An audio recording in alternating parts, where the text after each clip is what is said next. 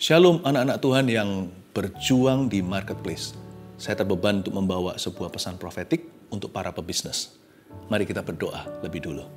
Tuhan Yesus, sembunyikan hamba di balik salib Tuhan Yesus, dan biar Roh Kudus yang berbicara, beri kami pesan-pesan kenabian untuk para pengusaha.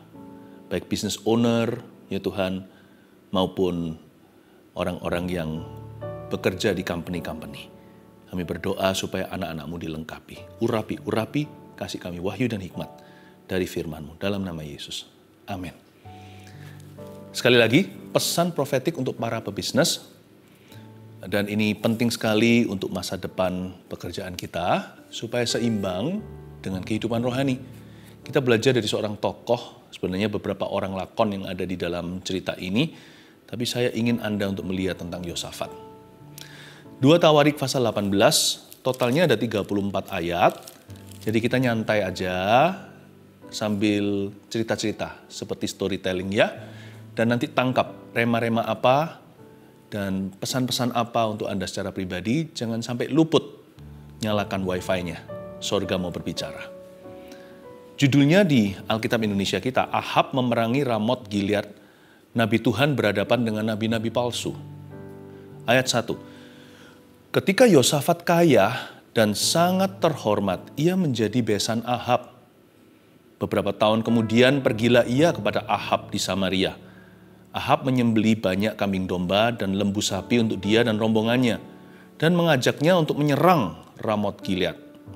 Berkatalah Ahab raja Israel kepada Yosafat raja Yehuda, "Maukah engkau pergi ke Ramot Gilead bersama-sama aku?" Jawabnya kepadanya, "Kita sama-sama, aku dan engkau, rakyatmu dan rakyatku. Aku akan bersama-sama engkau di dalam perang." Siapa Raja Ahab?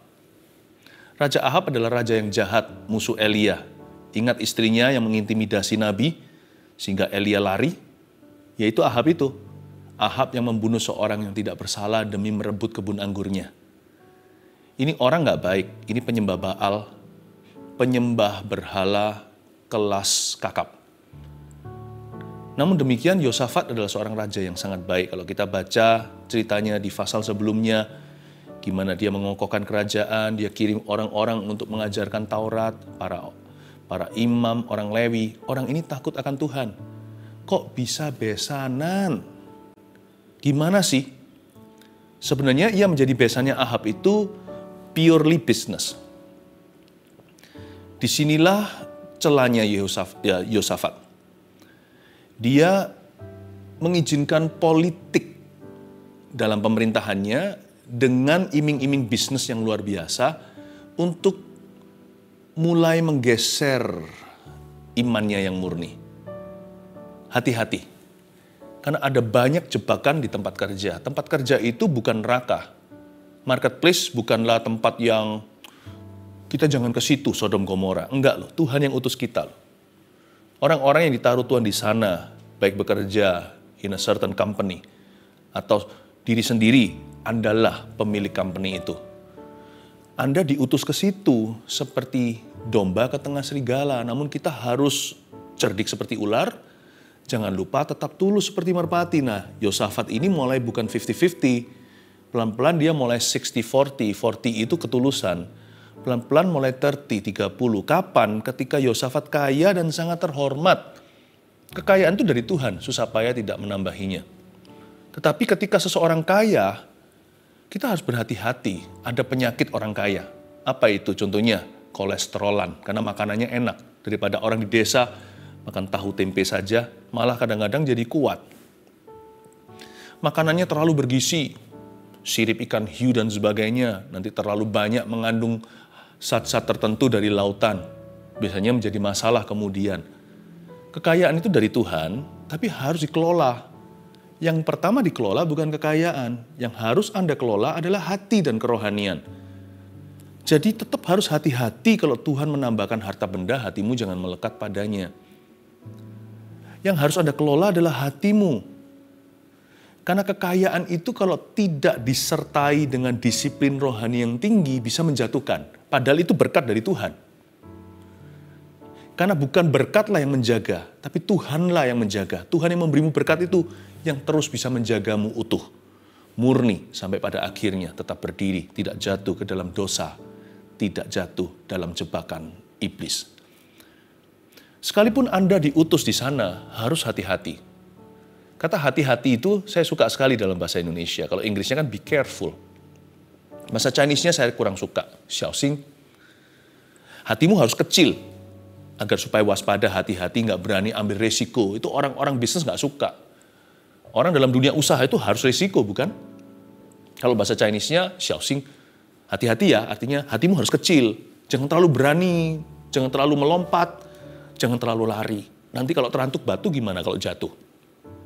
Kita terlalu protektif dengan anak jatuh sedikit, aduh. Anaknya jadi nggak mandiri. Saya paling suka bahasa Indonesia. Hati-hati. Dibutuhkan double heart. Double heart. Dibutuhkan dua hati. Yang satu, hati itu harus segenap hati bekerja. Seolah-olah kita ini mengejar kekayaan. Tapi hati satu itu tidak melekat pada kekayaan itu. Hati yang satu menjaga hati yang lainnya seperti pesawat yang punya dua mesin. Jikalau salah satu jatuh mesin, pesawat itu tetap terbang dan tidak jatuh ke bawah. Hati yang satunya itu secret place-mu.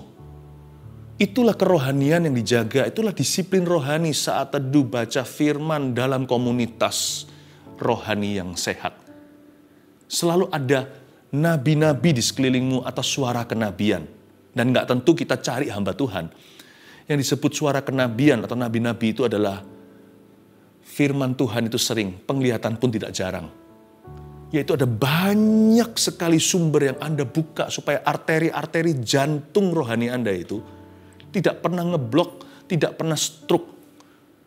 Supaya dibuka semuanya lancar, tidak ada penyumbatan. Anda harus kaya dengan perkataan Tuhan masuk ke dalam hidupmu. Tidak selalu yang menyenangkan hatimu, tapi yang menjaga hatimu lagi yang satu. Hati yang satu itu yang menjaga hati yang lainnya. Yang Anda bawa ke dunia kerja dengan segenap hati mengejar keuntungan. Dan itu pun adalah perintah Tuhan. Tuhan pindahkan harta orang fasik pada orang benar. Harta mancanegara, harta dari seberang lautan, itu semua firman Tuhan. Tapi jangan hatimu melekat padanya. Gimana sih? Aku suruh kerja tapi nggak boleh segenap hati. Kerja sedikit nanti perasaan guilty, merasa bersalah kok kurang rohani. Enggak, kalau di dunia kerja, fokus saudara, konsentrasi. Kejar profit itu. Asal semuanya halal. Tapi ada satu hati itu jangan diserahkan ke dunia kerja. Itu kerohanian. Hati-hati dengan harta dunia. Reservasi, one heart, whole heart, segenap hati untuk Tuhan. Menuntun segala sesuatu. Hati-hati juga dengan kata sangat terhormat. Hormat dari manusia bisa membuat kita kecanduan. Sebenarnya problema manusia itu sangat simpel, sederhana. Lihat orang yang nggak punya apa-apa, nothing tulus.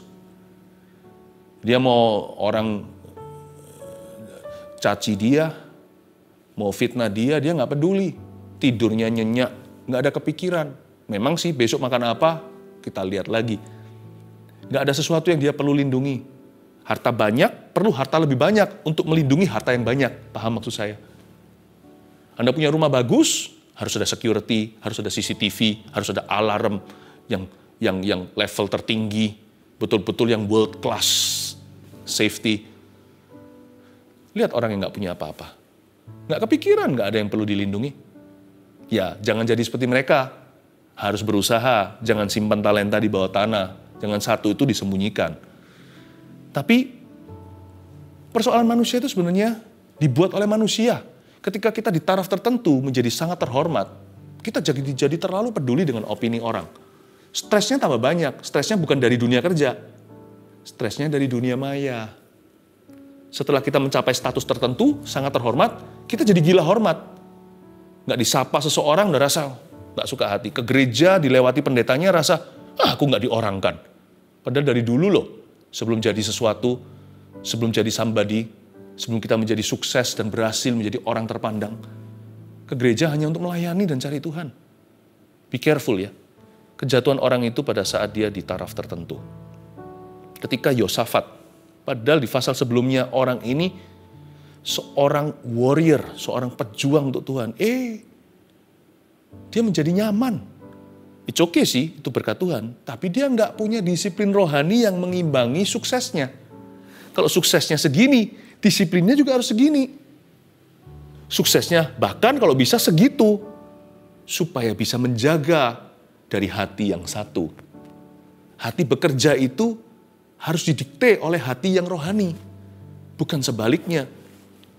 Si Yosafat mulai goyah tanpa dia sadari. Disinilah dia mulai slippery, mulai tergelincir dengan satu minyak basi. Dia tergelincir tanah yang licin yang bernama Ahab. Ia menjadi besan Ahab. Itu semuanya sih political move kok. Itu semua dalam dunia bisnis. Saya bisa mengerti. Karena utara selatan kan berseteru. Raja-raja udah biasa. Pernikahan antara keluarga dinasti. Supaya saling jaga border atau perbatasan negara. Supaya jangan ada perang mendadak. Anakmu di sini. Kira-kira begitu. Ya oke lah. Tapi saya rasa dia mulai jadi orang yang hanya interestnya bisnis. Yosafat mulai pelan-pelan bergeser iman. Padahal Tuhan yang kasih dia sukses. Dia mulai main Tuhan sendiri atas hidupnya. Dan keputusan yang bodoh itu disambung dengan keputusan bodoh yang lainnya. Diajak bersama-sama serang Ramot Gilead. Kadang-kadang kita pikir ya, raja-raja ini apa-apaan sih? Perang-perangan. Kok nggak suka hidup damai? Bukan, zaman dulu itu ada musimnya setiap tahun raja pergi perang. Biasanya bukan winter atau musim dingin. Mereka biasanya di palace atau istana, mereka istirahat di situ, di perapian. Tapi ada waktu-waktunya, mungkin summer, mungkin pada waktu musim panas mereka pergi perang. Salah satu cerita di Alkitab adalah ketika Daud di zaman raja-raja perang, dia disotoh atas. Disitulah dia jatuh dalam dosa amoral. Nah, kenapa mereka pergi perang? Pergi perang itu pergi bisnis bagi raja-raja zaman itu. Karena mereka perang, gini kan, perang lawan perang. Jagoannya lawan jagoannya, kadang-kadang nggak usah tumpah darah. Udah, kita ada kesepakatan. Lu kalah, bayar sama gua.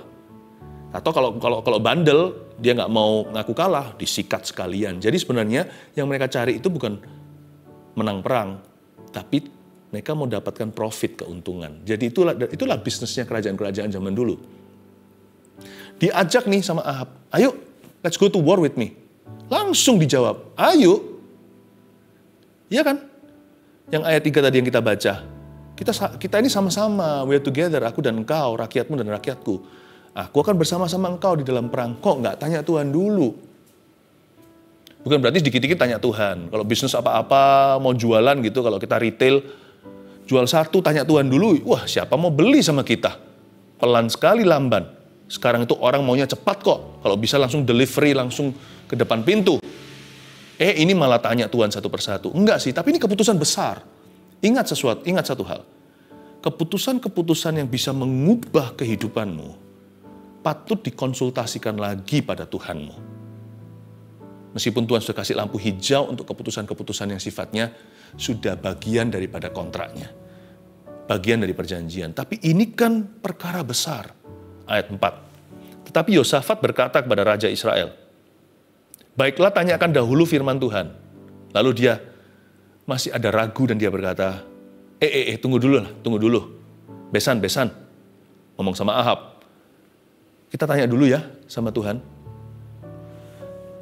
Jadi sebenarnya dengan kata lain di ayat 3, kenapa dia langsung bicara gitu selain basa-basi, orang ini sudah di posisi susah menolak. Karena itu dalam dunia bisnis, be careful ya, hati-hati. Jangan mau dipiutangi. Kalau enggak ada perjanjian jelas, kalau bukan secara profesional, hati-hati dengan menaruh posisi di tempat di mana Anda susah menolak orang fasik. Paham ya maksud saya? Terapkan prinsip ini.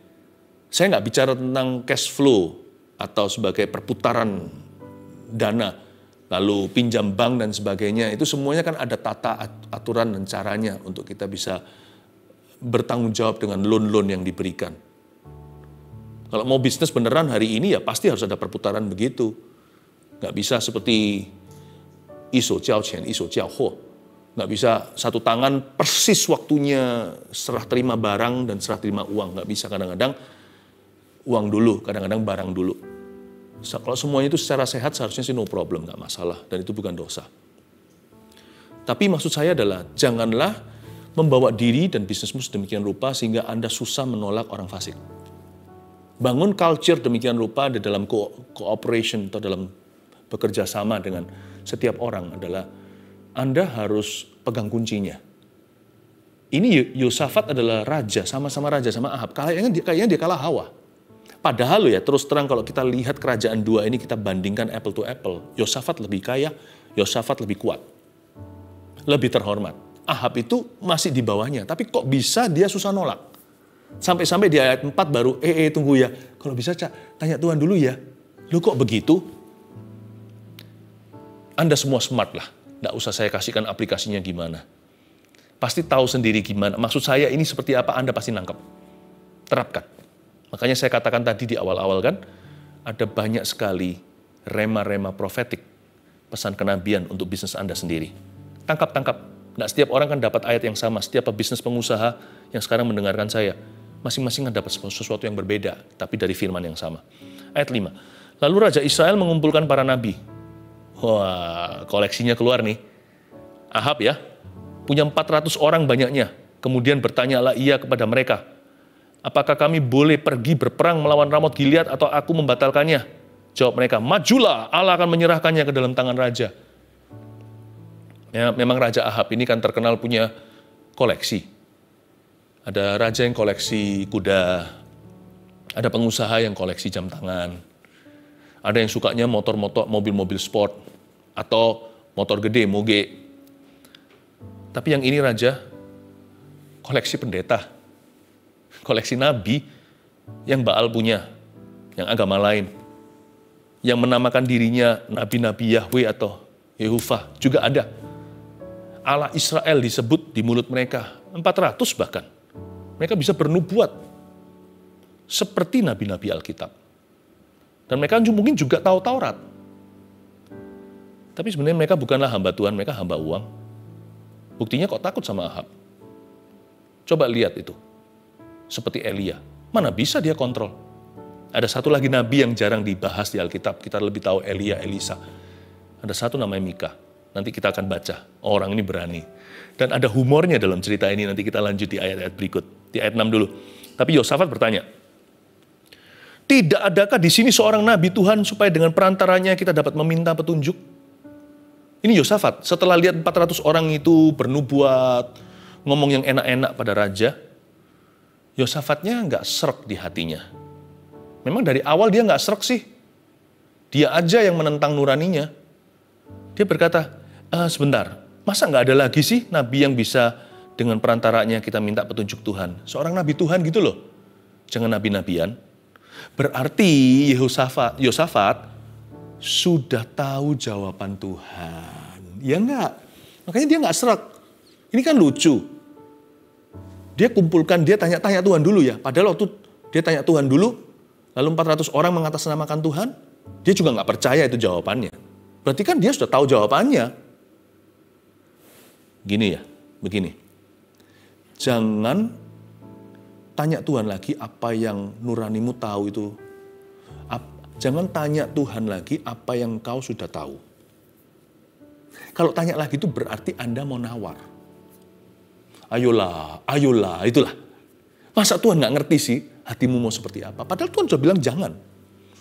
Udah nggak srek kan? Lalu kita itu sukanya dengan roh dusta itu begini. Kita cari-cari orang yang akan sepakat sama kita untuk pembenaran. Karena kita sendiri kurang berani menghadap tata Allah sendiri.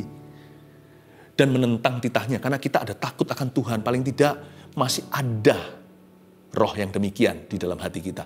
Jadi untuk kita langsung membangkang itu nggak berani. Jadi kita cari teman.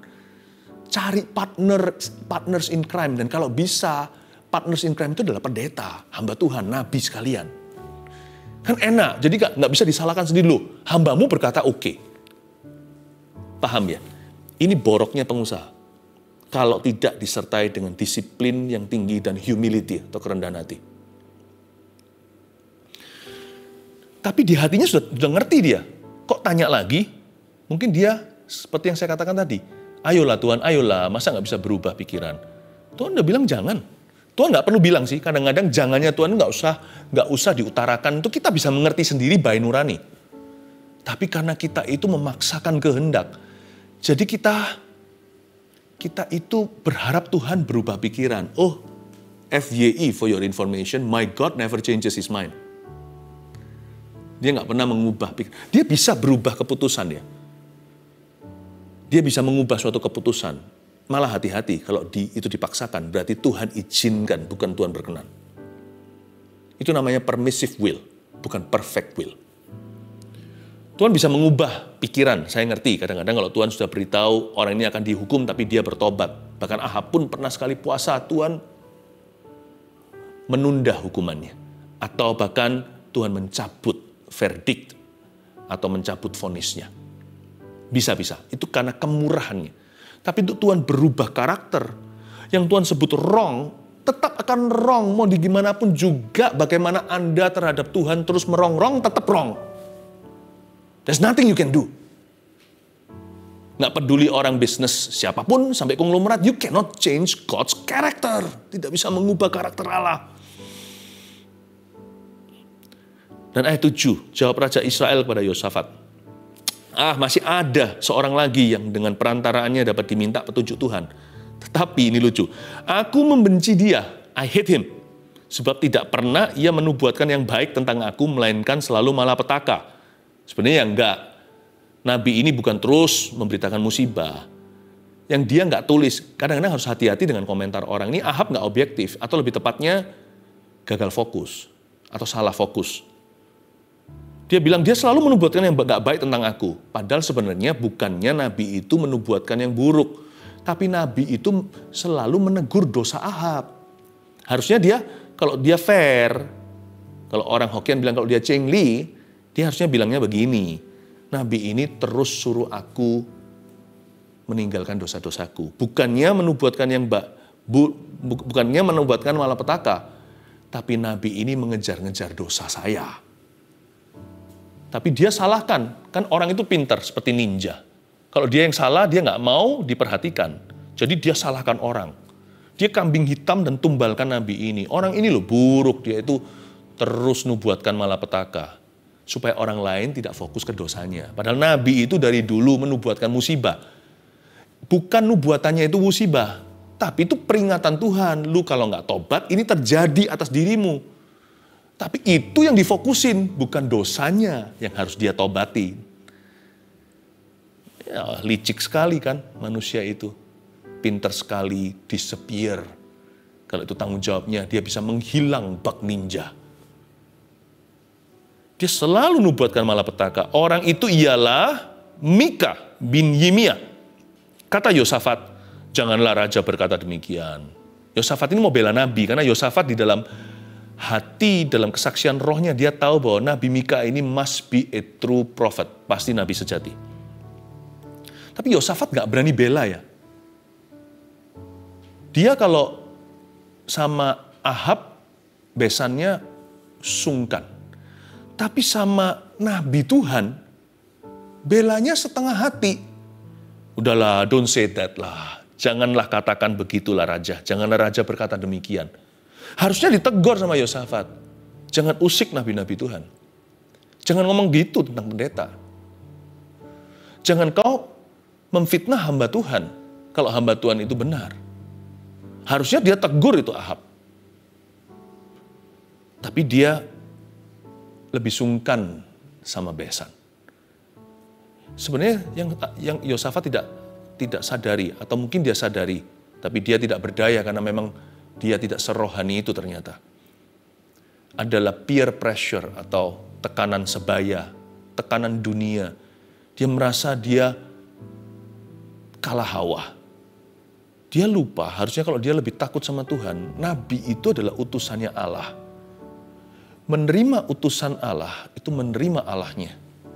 Menolak utusan Allah, itu menolak Allahnya yang mengutusnya. Jadi kalau dia nggak bela Nabi itu ternyata dia benar si Mika. Dia sebenarnya nggak bela Tuhan. Dia lebih takut sama Ahab daripada takut sama Tuhannya orang Israel. Allah kita. Aduh, Yosafat, kok begitu kerohanianmu not so strong? Dear para pengusaha, para pebisnis, mau sukses boleh, mau berhasil boleh. Sukses dulu secara rohani atau bersamaan suksesnya. Jangan tinggalkan yang satu demi yang lainnya. Banyak orang itu ingin segera kaya, meraup keuntungan sejagat raya. Tapi kerohaniannya kurus, kering kerontang, tidak cukup kuat untuk dibawa Tuhan pada ketinggian. Dua-dua dari Tuhan. Tuhan juga bisa memberkati pekerjaan. Tapi minta Tuhan terlebih dahulu memberkati hatimu. With a steadfast heart. Dengan roh yang teguh. Itu yang saya doakan.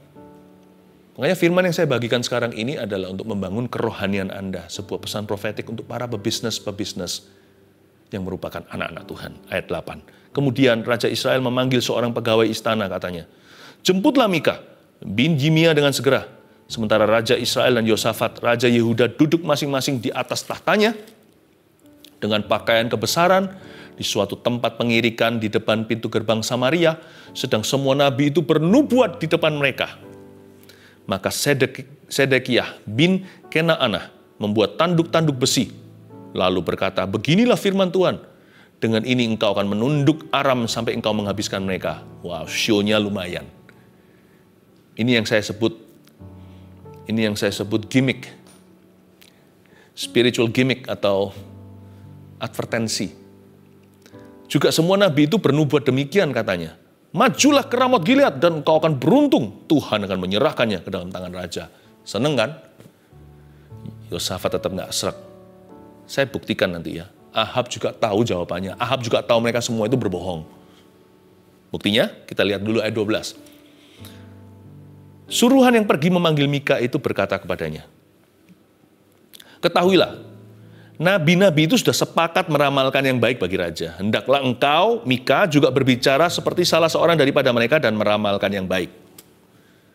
Ya, jadi Ahab itu yang dia tipu adalah dirinya sendiri. Ternyata dia nggak bisa bohongi siapa-siapa. Dia hanya membohongi dirinya. Roh Kudus itu nggak sekretif. Dia itu nggak rahasia-rahasia, gerilya di tempat remang-remang. Roh Kudus itu roh terang. Jadi baik Yosafat maupun Ahab, dua-dua tahu suara Roh Kudus. Cuman satu nggak mau ngaku, satu nggak mau belanin.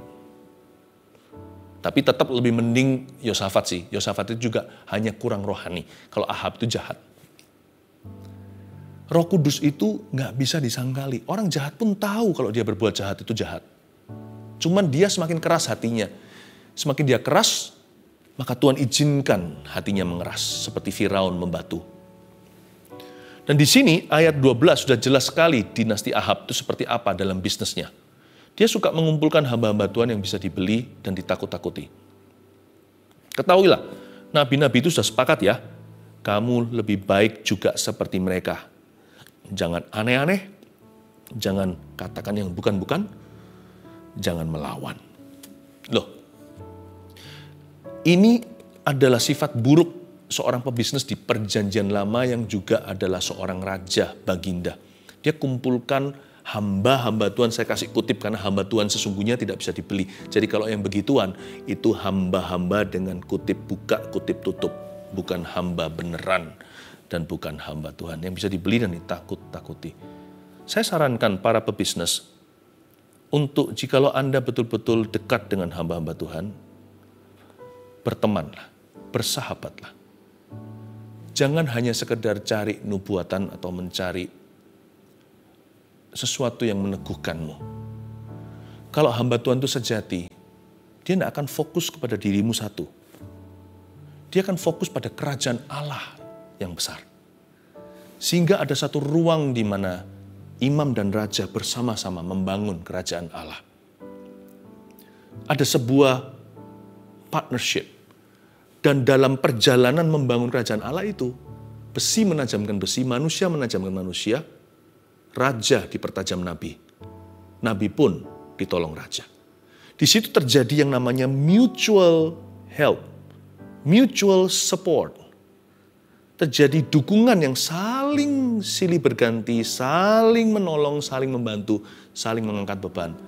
Terjadi persahabatan yang real, terjadi hubungan yang nyata, yang tidak terfokus seluruh dunia berpusat pada diri Anda. Hamba Tuhan yang sejati, pasti amanat agung adalah tujuan tertinggi. Kalau Anda ikut, berarti Anda turut terpilih bersama-sama untuk membangun itu dan bukan membangun dirinya.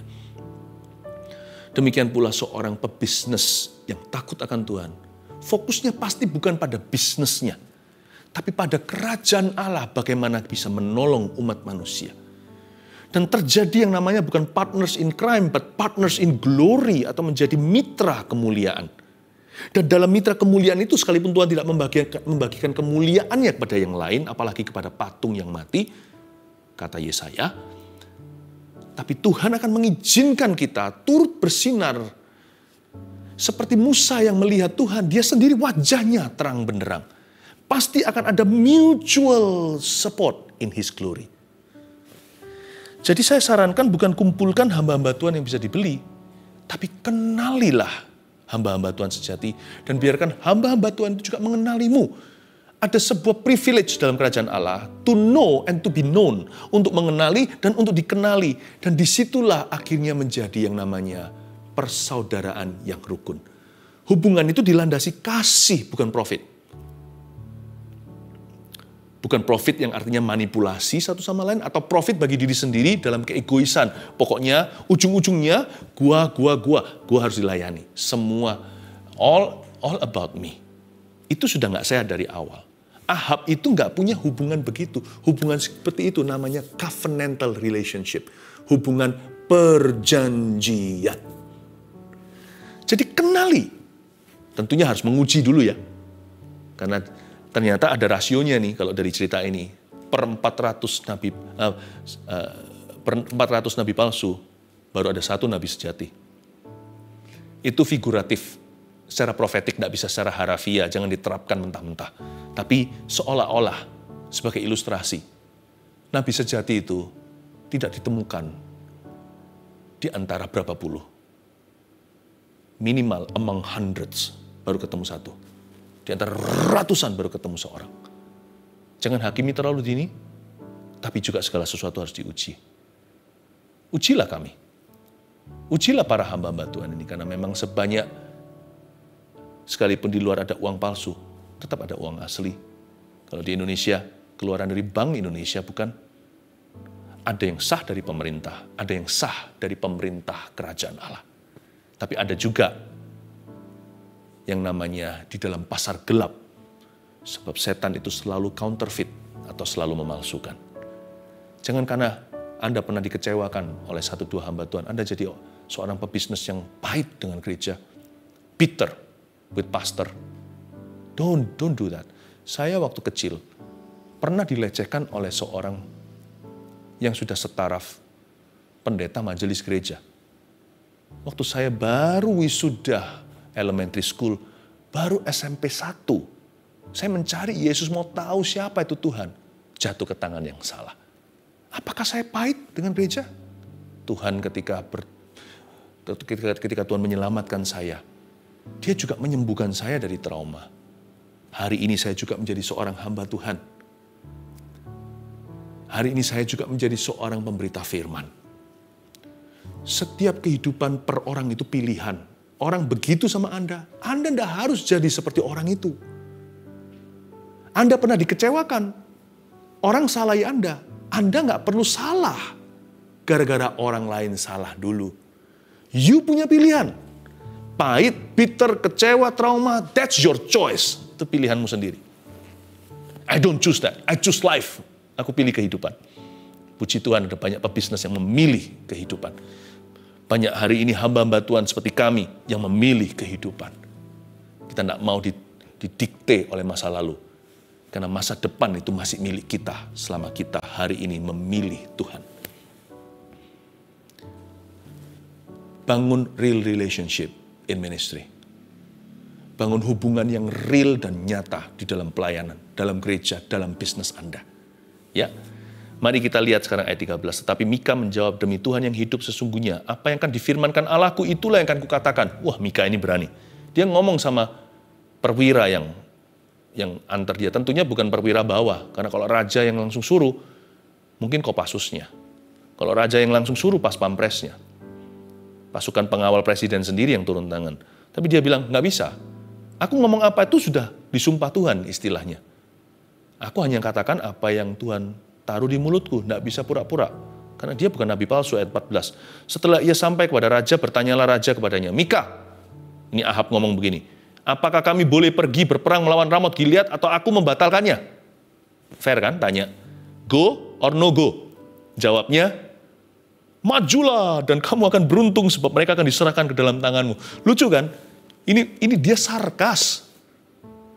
Karena bukan pertama kali Ahab tanya sama dia beritahu malah justru di penjara. Kadang-kadang Mika itu berkata gini loh, kalau raja sudah bulat hati, bertekad, ngapain tanya saya? Ngapain tanya Tuhan? Buang-buang waktu Tuhan aja. Buang-buang waktu kami, buang-buang waktumu sendiri. Jadi dia sarkas di sini. Hai raja, padahal kan di ayat sebelumnya dia bilang sama perwira pas pampres itu, aku hanya beritahu yang Tuhan suruh. Jawabnya, maju aja, go, go, go, go.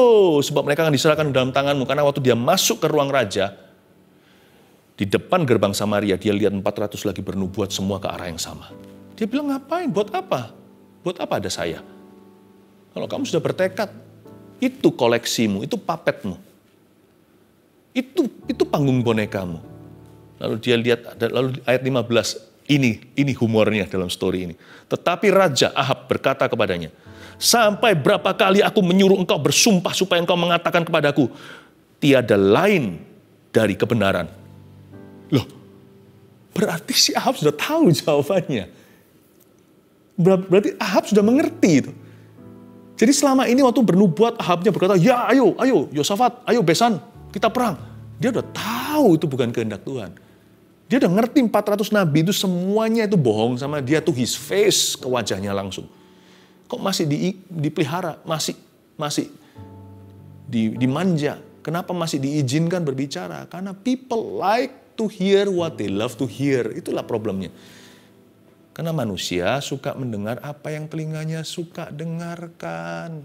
Apalagi kalau punya kuasa pengaruh, bahkan harta dunia. Bisa beli apa saja. They only want to hear what they love to hear. Dan kalau mereka nggak bisa dengar itu, mereka kalau perlu beli kata-kata itu. Jadi Mika sarkastik, dia berkata, go Raja, go, you don't need me. Ayat 15, Raja berkata, berapa kali sambil gebrak meja, aku beritahu kamu hanya beritahu kepada saya kebenaran, tiada lain, hanya kebenaran, nothing but the truth. Saya bisa lihat wajah bengongnya si Mika. Kalau kamu sudah tahu kebenaran apa, ngapain tanya sama saya? Bukankah tadi saya sudah katakan kan? Kalau sudah tahu di nurani, nggak usah tanya Tuhan lagi. Tinggal lakukan. Lalu jawabnya ayat 16. Telah kulihat seluruh Israel bercerai-cerai di gunung-gunung seperti kambing domba yang tidak mempunyai gembala. Sebab itu Tuhan berfirman, mereka ini nggak punya Tuhan, baiklah masing-masing pulang ke rumahnya dengan selamat. Kemudian Raja Israel berkata kepada Yosafat, bukankah telah kukatakan kepadamu, tidak pernah ia menubuatkan yang baik tentang aku, melainkan hanya malapetaka? Ahabnya langsung curhat sama besannya. Kata Mika, sebab itu dengarkanlah firman Tuhan. Aku telah melihat Tuhan sedang duduk di atas tahtanya, dan segenap tentara sorga berdiri di sebelah kanannya dan di sebelah kirinya. Dan Tuhan berfirman, siapa yang akan membujuk Ahab, Raja Israel, untuk maju berperang supaya ia tewas di Ramot Gilead? Maka yang seorang berkata begini, yang lain berkata begitu. Ya, saya tidak tahu apakah secara harafiah terjadi begitu, ini penglihatan ya. Jadi juga bisa dalam bentuk seolah-olah seperti sebuah cerita, perumpamaan untuk membuat manusia, senabi apapun dia, tetap dia belum dalam kemuliaan Bapa. Belum di sorga. Jadi dia diberikan suatu story untuk dia bisa mengerti sebagai pesan disampaikan. Jadi jangan terlalu di-drill terlalu dalam, sehingga di ayat ini kita berkata, loh Tuhan kok musyawarah, kok bicara sama setan, kok Tuhan bicara sama malaikat, tanya ide mereka. Supaya Anda mengerti, Tuhan itu menunjukkan, berbicara dalam perumpamaan juga di perjanjian lama. Apakah ini benar terjadi begini atau enggak, hanya Tuhan yang tahu. Tapi Tuhan menunjukkan kepada Mika bahwa terjadi suatu keputusan atas nasib yang sudah menunggu Ahab. Kemudian tampillah suatu roh, ayat 20, lalu berdiri di hadapan Tuhan. Ia berkata, aku ini akan membujuknya. Suatu roh di sini tentunya bukan roh Tuhan. Roh dengan R huruf kecil dan malah mau membujuknya. Tuhan bertanya kepadanya, dengan apa? Jawabnya, aku akan keluar dan menjadi roh dusta dalam mulut semua nabinya. Ia berfirman, biarlah engkau membujuknya dan engkau akan berhasil pula. Keluarlah dan perbuatlah demikian. Karena itu sesungguhnya, ayat 22, Tuhan telah menaruh roh dusta ke dalam mulut nabi-nabimu ini, sebab Tuhan telah menetapkan untuk menimpakan malapetaka kepadamu. Wah, celaka di ayat 22. Celakalah kita kalau Tuhan dan para nabi sejatinya sudah nggak bisa lagi berbicara ke dalam hidupmu. Itu dalam bahasa Inggrisnya woe. Woe itu W-O-E. Woe itu artinya celaka binasa. Matilah. Meskipun masih hidup, sudah selesai di situ. The story of your life is done. The moment God cannot speak into your life anymore, righteous people can speak to you. Momen di mana Tuhan tidak bisa bicara dalam hidupmu lagi, atau orang-orang benar ke dalam hidup Anda. Yang saya sebut di sini nabi sejati, nggak tentu nabi beneran, kadang-kadang itu juga bisa gembala, bisa juga ketua kelompok kecilnya, suara-suara yang sane, suara-suara yang waras, termasuk dari istrinya. Si Pilatus harusnya dengar suara nyonyanya. Kamu jangan aniaya orang ini, aku menderita semalam gara-gara mimpiin dia. Dalam mimpi aku melihat orang ini benar, jangan hutang darah. Sane voices, suara yang waras. Bisa jadi dari suaminya, dari anaknya. Di seluruh dunia roh Allah bekerja seperti Nabi bersabda. Tentunya dalam jawatan-jawatan, rasul, nabi, guru, penginjil, gembala, semuanya juga ada orang yang khusus di kenabian. Tapi jangan cari nabi. Sebab the spirit of prophecy is always around you. Roh nubuatan itu selalu ada. Paling tidak, do you know where? Here. B-I-B-L-E. That's the book for me. The Bible, Alkitab. Kalau sudah tidak bisa lagi Tuhan bicara ke dalam hidup Anda, sekalipun Anda masih bisa sukses puluhan tahun lagi, atau bahkan harta turun-temurun tujuh keturunan nggak bisa habis-habis, your life is pretty much done in God's sight. Hidupmu sudah selesai di mata Tuhan. Woe unto you. Udah celaka ini. Tapi bersyukurlah kalau Anda hari ini masih bisa terima masukan, masih terima teguran, masih bisa terima koreksi dari Tuhan, dan juga terima pujian dari Tuhan tentunya. Bersyukurlah kepada Tuhan. Jangan kumpulkan yes men. Kumpulkan God's man. Orang-orang Tuhan sekelilingmu, dimulai dari rumah tanggamu. Atau kalau belum ada orang-orang begitu, jadilah orang yang begitu dulu. Besi menajamkan besi. Kan besi dan besi harus saling berlomba siapa dulu menajamkan sesuatu. Kalau Anda belum menemukan besi, jadilah besi dulu. Bukan untuk pentungin orang, tapi untuk menajamkan. Di dalam kita tinggal Roh Kudus, the good spirit of God. He's clean, dia bersih, dia tulus, dia murni, dia merpati. Kalau Anda dikelilingi gagak dan paruhnya kuning bagus, manis sekali tapi makanannya sampah. Kau tahu waktu saya dulu masih sekolah di luar negeri, saya paling benci gagak-gagak itu yang selalu morat-maritkan sampah yang sudah disiap diambil nanti oleh truknya. Aduh, saya harus bersihin lagi semuanya karena gagak-gagak itu suka makan makanan yang kotor dan basi. Kalau Anda sudah dikelilingi dengan gagak-gagak bermulut manis, your life is cursed already. I'm sorry to say. Hidupmu sudah dikutuki. But kalau di dalam hidupmu masih ada Abigail bagi Daud, di hidup Anda masih ada Yetro, di hidup Anda masih ada firman Allah, berbahagialah. Minimal, jadikan sekarang ini suara merpati dalam kehidupanmu. Ayat 23. Sesudah itu tampillah Sedekia bin Kenaa. Nah, ditamparnyalah pipi Mika serta berkata, waduh main tampar ini. Nabi palsu, bagaimana mungkin roh Tuhan pindah dari aku untuk berbicara kepadamu? Tapi Mika menjawab, Mika nggak marah ya. Dia diam. Dia punya buah roh namanya sabar. Ini hater yang berdiri lalu main tampar. Mika langsung berkata, sesungguhnya engkau akan melihatnya pada hari engkau lari dari satu kamar ke kamar yang lain untuk menyembunyikan diri. Kamu akan tahu bahwa roh Tuhan bicara lewat aku tidak perlu bukti-buktikan diri, nggak perlu menjelaskan apa-apa. You will know it when the prophecy is fulfilled. Untuk nubuatan itu digenapi. Dan salah satu nubuatan itu adalah kamu akan lari dari kamar satu ke kamar yang lain. By the way, Sedekia akhirnya mati terbunuh. Berkatalah Raja Israel, tangkaplah Mika, bawa dia kembali kepada Amon, penguasa kota, dan kepada Yoas anak raja. Dikasih ke pangerannya, kasih ke governor atau gubernurnya, katakan, beginilah titah raja, masukkan orang ini dalam penjara dan beri dia makan roti dan minum air serba dikit, sampai aku pulang dengan selamat. Tapi jawab Mika, jika benar-benar engkau pulang dengan selamat, tentulah Tuhan tidak berfirman dengan perantaraanku. Lalu disambungnya, dengarlah hai bangsa-bangsa sekalian. Nabi sejati tidak takut opini. Dia akan sampaikan firman Tuhan, dan dia terbeban buat bangsanya berkata, dengarkan. Sebelum dia diseret, itu kalimat terakhir adalah listen. Dengarkan bangsa-bangsa sekalian. Nah, pada waktu ini terjadi, kok Yosafat diam ya? Dia udah kalah Hawa bener nih.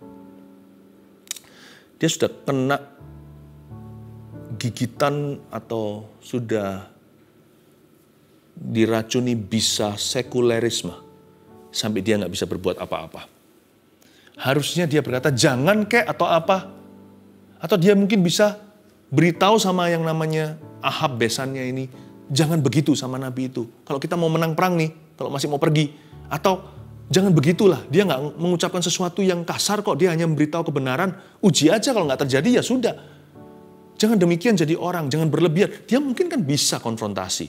Sama-sama raja kan ada sungkannya. Tapi dia diam. Coba lihat, 1001 kata diam diri si Yosafat. Do you know that when God's truth is attacked, waktu kebenaran Tuhan sedang diserang, orang yang diam turut menyerangnya. Saya tidak berkata untuk kita itu perang-perangan artinya lalu berdebat mulut. Bukan. Maksud saya adalah Anda dan saya bisa melakukan sesuatu. Tidak ada yang namanya tidak berbuat apa-apa. Tahu nggak di dunia sekarang secara menyeluruh, nggak ada bisnis bisa netral. Nggak ada pebisnis bisa netral juga. Antara Anda takut akan Tuhan, atau Anda menjadi orang-orang yang berada di sisi melawan kebenaran. Jadilah pebisnis yang takut akan Tuhan. Jangan hanya jadi biasa-biasa. Dan Yosafat diam saja, saya sesalkan. Ayat 28. Sesudah itu, majulah Raja Israel dengan Yosafat Raja Yehuda ke Ramot Gilead. Ayat 28 ini komentar saya hanya satu. Loh, kok masih maju? Ya sudahlah, nggak bela. Dia kebawa. Ayat 29, Raja Israel berkata kepada Yosafat, aku akan menyamar dan masuk pertempuran, tapi engkau pakailah pakaian kebesaranmu. Lalu menyamarlah Raja Israel, kemudian mereka masuk ke pertempuran. Kok mau? Buktinya gini ya, you sungkan tuh buat apa orang lain gak sungkan sama Anda? Kan dia sungkan sama Ahab. Sampai-sampai Ahab lah yang memimpin semua pembicaraan dan keputusan. Ujungnya lihat, Ahab sama sekali gak sungkan sama Yosafat. Kamu pakai pakaian kebesarannya, jadi kalau jadi target nanti itu dirimu, bukan aku. Aku menyamar masuk ke dalam medan pertempuran. Lah, kita belan-belanin dia punya perasaan, dia malah justru lemparkan kita di bawah bus yang sedang jalan. Jangan-jangan orang yang selama ini Anda belanin sungkan-sungkan, atau orang-orang yang sungguh-sungguh membuat Anda tidak berdaya, dibawa kompromi juga Anda tidak bisa apa-apa. Ternyata ujungnya dia tidak bela Anda. Dan orang itu tidak berguna. Belum lagi pada saat nanti kita diadili dan dihakimi Tuhan, orang itu tidak akan berada di sisimu membelamu. Ketika Tuhan meminta pertanggungjawaban langsung dari dirimu. Orang-orang kepadanya kita sungkan. Ternyata mereka tega untuk mengorbankan Anda. Saya tidak berkata kalau kita itu berbuat sesuatu pada sesama itu harus pamrih, gua dapat apa. Enggak. Tapi rasa sungkan kita itu menipu. Kalau rasa sungkan kita itu menggantikan takut akan Tuhan, bisa-bisa yang kita sungkan itu ternyata sama sekali nanti tidak akan belanin hidup kita. Sama sekali tidak akan berguna. Dan justru mereka yang tega mengorbankan dirimu. Kok mau ya?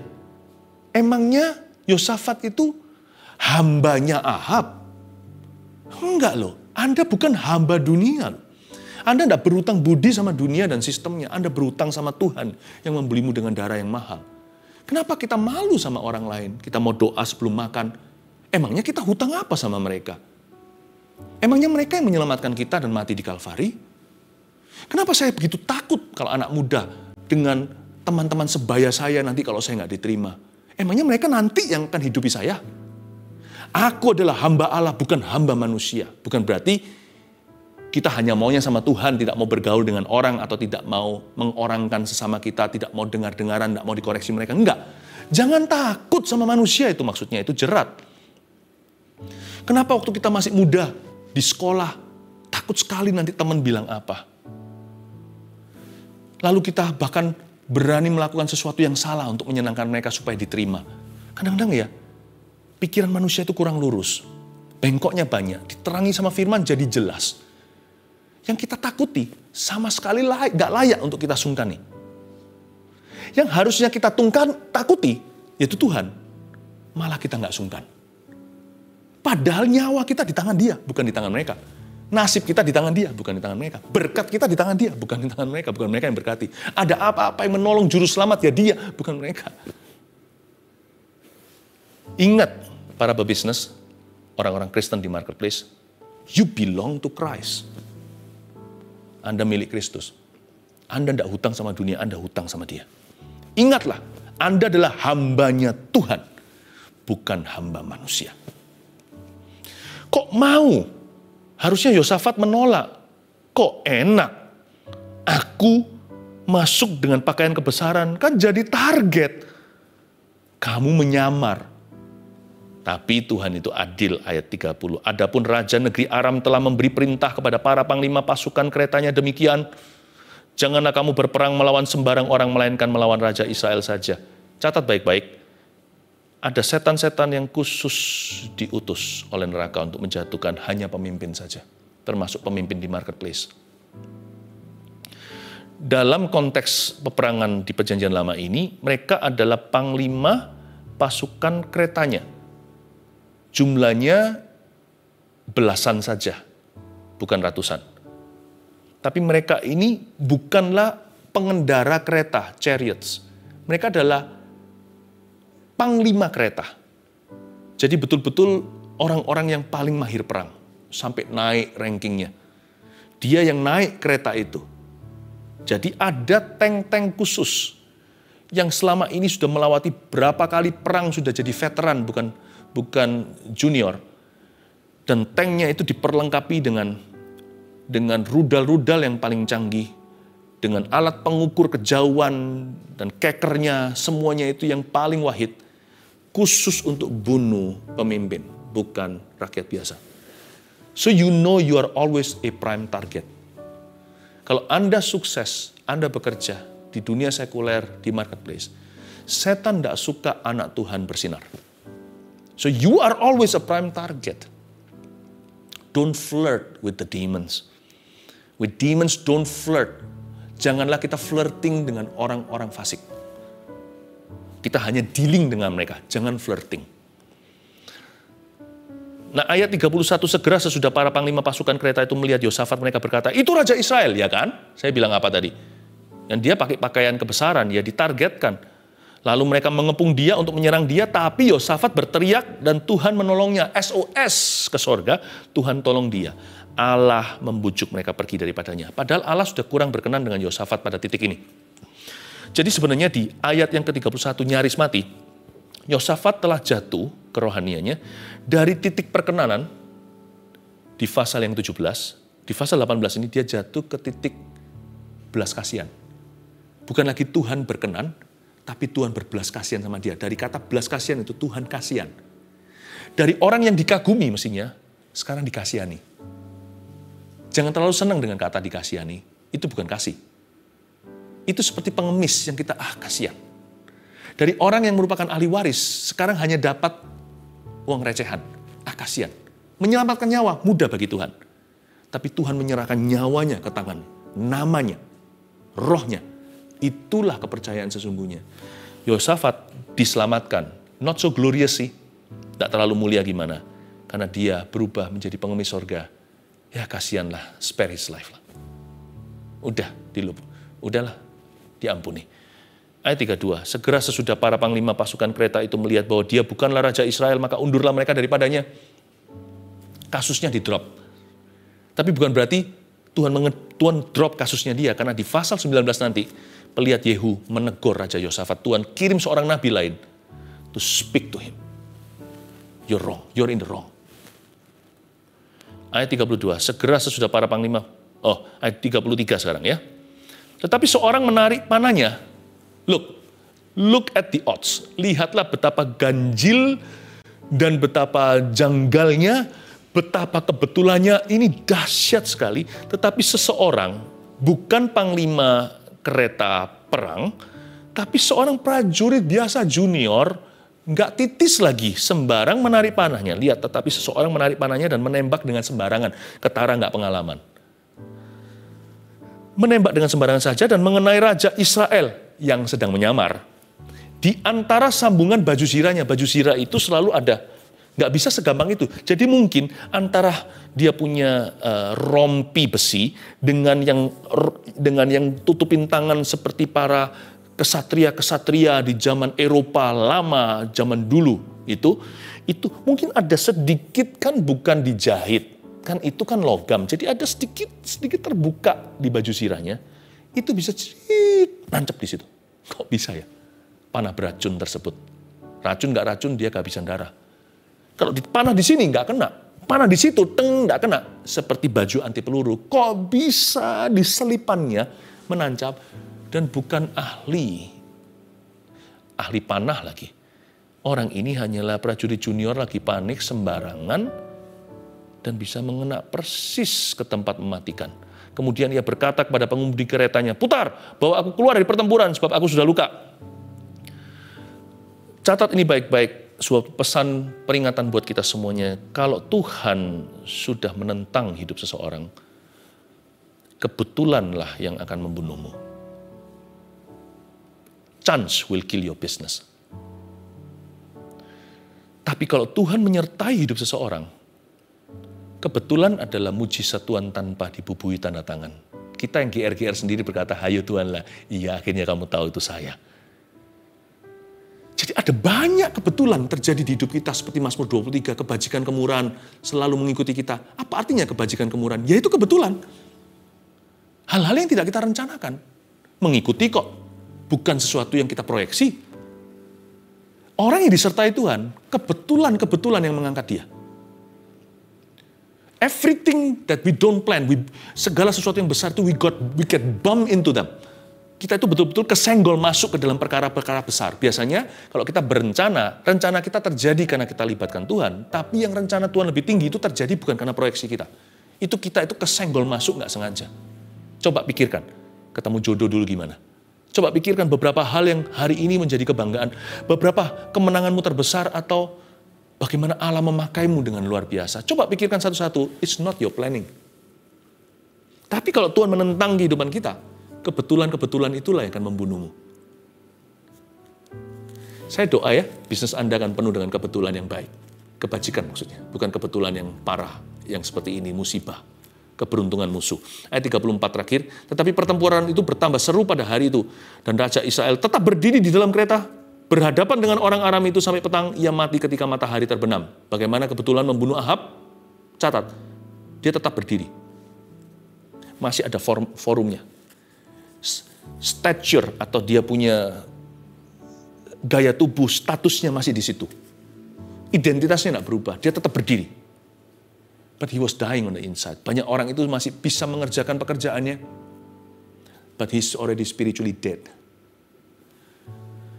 Dia tetap berhadapan dengan orang Aram itu. Masih ada kepemimpinan yang terjadi. Dia masih berdiri, jadi dia masih gagah berjalan begitu. Tapi ia mati ketika matahari terbenam. Sedih sekali, he died at sunset. Sunset berarti dia matinya nggak langsung berjam-jam kemudian. It's a slow death. It's a slow death. Itu kematian yang pelan-pelan, yang saya sebut sebagai progressive losses. Pertama dia hilang darah, lalu mulai dia hilang, belum kesadaran, dia mulai hilang penglihatan, pelan-pelan mulai kabur. Kalau darah, dia mulai kehilangan pernafasan, dia mulai sesak nafas. Itu perlahan-lahan, karena dia bukan kenanya ke bagian yang langsung mematikan, tapi bagian yang mematikan perlahan-lahan. Ketika Tuhan mau bawa seseorang turun, it's not a sudden death. Karena Tuhan memberi dia kesempatan, dan kesempatan yang semua dia buang itulah yang akan jadi bulan-bulanan musuh. Bukan Tuhan yang membunuhmu. Tapi semua kesempatan yang diberikan itu akan berubah menjadi peluru yang melawanmu. Kalau Tuhan panjang sabar, sabar pula setan akan menyiksamu. Dan Anda akan matinya itu perlahan-lahan, slow death, progressive losses, kehilangan perlahan-lahan satu persatu. Pertama darah dulu, cairan, lalu dehidrasi, lalu satu persatu by sunset, then you're dead. Dan itu yang terjadi dengan orang fasik. Tapi sebaliknya, orang benar gimana? Jangan tergesa-gesa. Kalau Tuhan mau angkat seseorang karena dia panjang sabar, dia juga melihat disiplin rohanimu. Dia akan mengangkatmu pelan-pelan. Jangan mau langsung jadi kepala. Apa salahnya jadi ekor dulu? Setelah jadi ekor, pelan-pelan merambat naik ke atas. Kalau ikan kan, mulai punggungnya, siripnya, badannya, it's okay. Jangan terburu-buru langsung mau hari ini juga sukses besar. Karena Tuhan itu sabar. Tuhan juga mempersiapkan hal-hal lain di hidupmu. Agar ketika engkau diangkatnya, engkau tidak harus turun lagi. Itulah sebabnya menjadi kepala itu adalah proses Allah. Kalau musuh bisa membuat kita progressive losses, Tuhan bisa membuat kita mengalami progressive gains. Kita bisa memperoleh satu persatu semua seimbang dulu. Kalau musuh bisa membuat kita slow death, memberikan kematian perlahan, Tuhan bisa memberikan keberhasilan yang perlahan pula. Sebab Tuhanlah yang membuat kaya, susah payah tidak akan mengikutinya. God bless you, God bless your business, God bless your life. Saya berdoa pesan kenabian ini akan menjadi urapan baru bagi hidupmu dan bagi pekerjaan yang Tuhan percayakan. Mari kita sama-sama berdoa dan menghampiri tahta Tuhan. Lebih dari segalanya, ku ingin Kau Tuhan,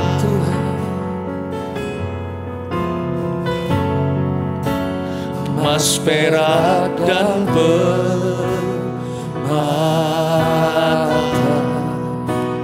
tiada artinya.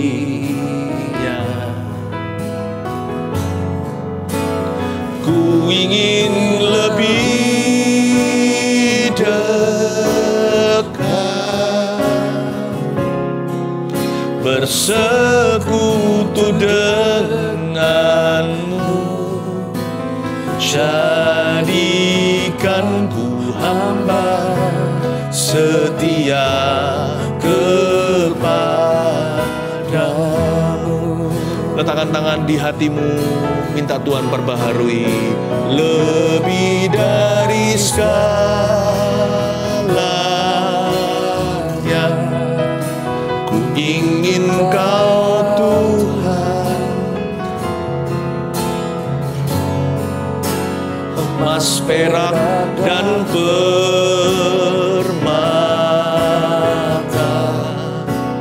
tiada artinya.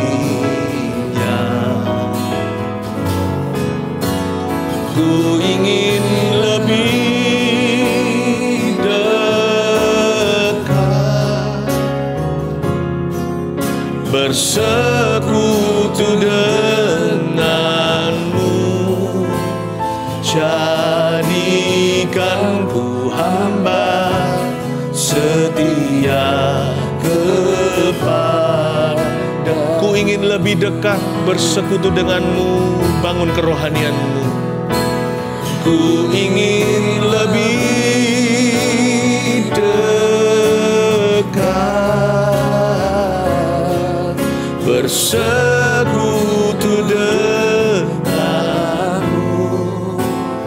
Jadikan ku hamba setia kepadamu.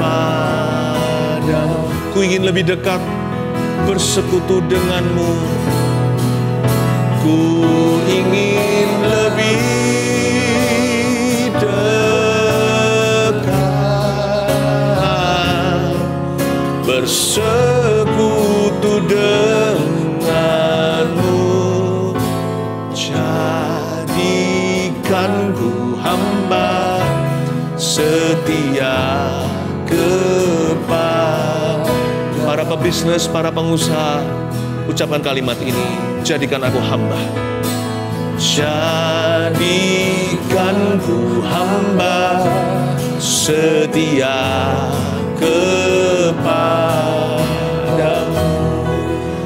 Ulangi tekad hati dan janji ini. Jadikan ku hamba berkenan kepadamu.